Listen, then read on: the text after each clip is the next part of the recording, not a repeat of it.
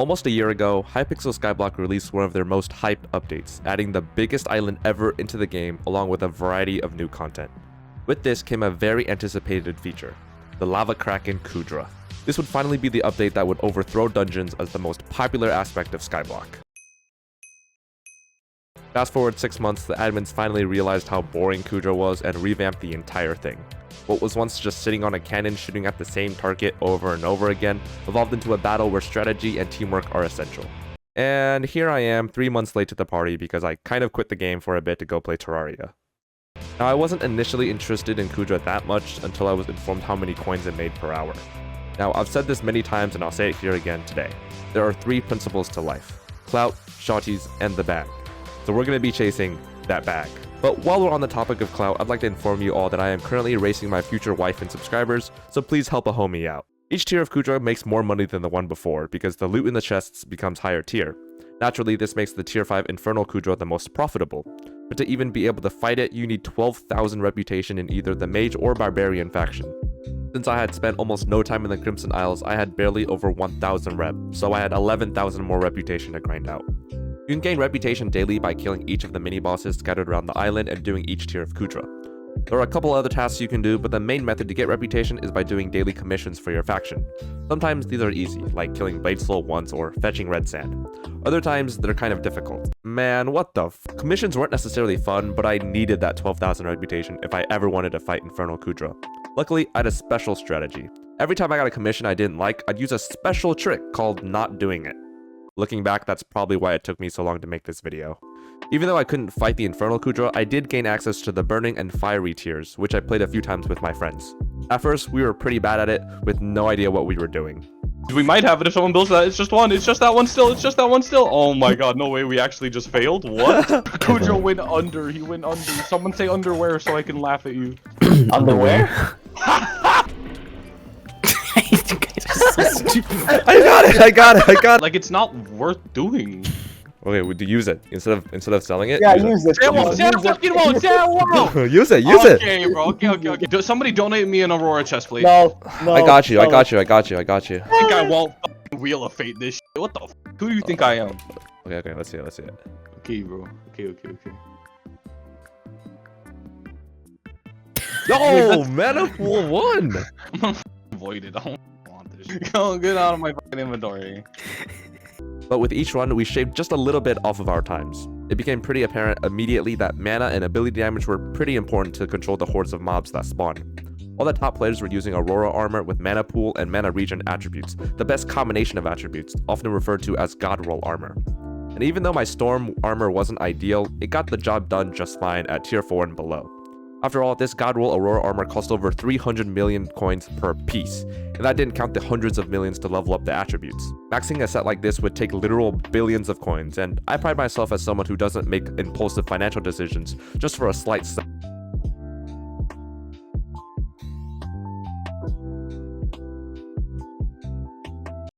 I don't know what happened. I was able to get this Aurora set to 10-star hot tier with mana pool and mana regen both at level 7.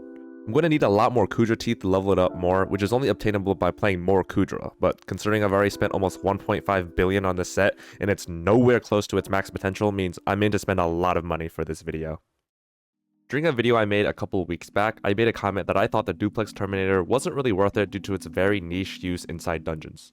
However, Kuudra tiers 3 and higher have a hit phase, where players want to get as many hits per second as possible onto the boss.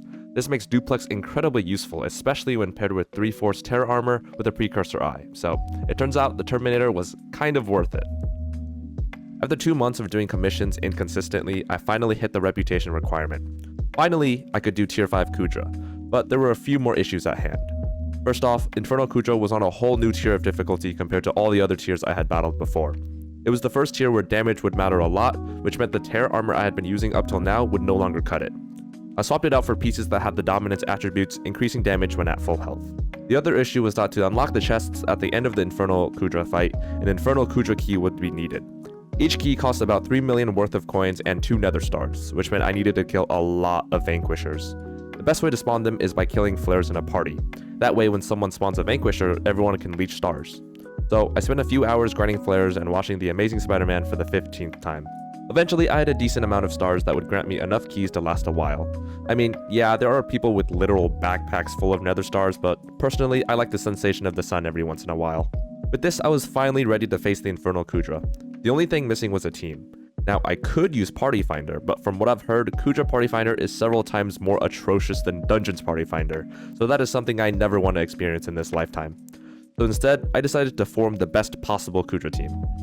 No, like, seriously. I recruited the literal world record Kuudra team, who currently hold the fastest time for tier 5 and 4 of the top 5 Kuudra records. And these guys are kinda weird. Revive me, mommy! Align. Align!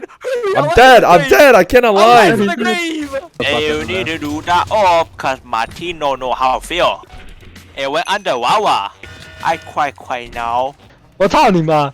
你妈是我女人。Pew pew pew pew pew. One kiss is all it takes. One kiss is all it takes. Wait, you're right. One kiss is all it takes. He says one kiss is all it takes. Falling in love with me. But there's no denying that they know what they're doing, which is why they gave me the easiest jobs so I wouldn't throw the runs. Your mod. Oh, how was that? Mommy! Someone Oh, said, yep. bruh. I knew it. I do actually It lagged, knew it. I it actually lagged. knew it's possible. Oh, Bruh. Bro! Stop! we're in the same brain. You f***ing idiot! We're two halves of the same brain cell. Now during our sessions, I managed to learn a lot.